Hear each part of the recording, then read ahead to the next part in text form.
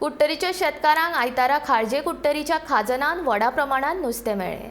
दर वर्सा गिमाच्या निमाण्या दिसा शेतकार नुस्तें काडटात, पण अंदू तांणी 3 म्हयने कळाव केल्ल्यान तांकां व्हडा प्रमाणात नुस्तें मेळ्ळें। थळावे शेतकार दर वर्सा हांगासर शेत रोयतात। ह्याच वर्सा तांणी कांय कारणाक लागून शेत केल्लें ना, पण भरतेचें उदक आडावन ताणें हांगासर नुस्तें पोशिल्लें।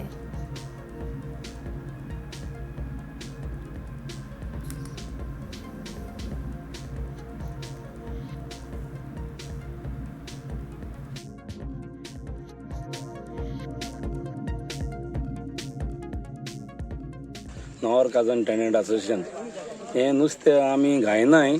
हें नुस्तें नॅचरल फीश जे हाय टायड जाता तेन्ना उदक भितर घेताय आनी भायर सोडटाय। ते उमके टायमार तें आब्रिला म्हयन्यात सुकोवपा लागलें। हे पाटी कितें केलें, हे पाटी आख्खो बांद बांदिलो आमी ते मिशीन घालून आनी आमी आडायन दवरलें। आनी आतां सगळें पास जातरी आतां मारया म्हूण आमी गेल्ले, पूण चोवपाक गेले आनी बंपर नुस्तें पडलां।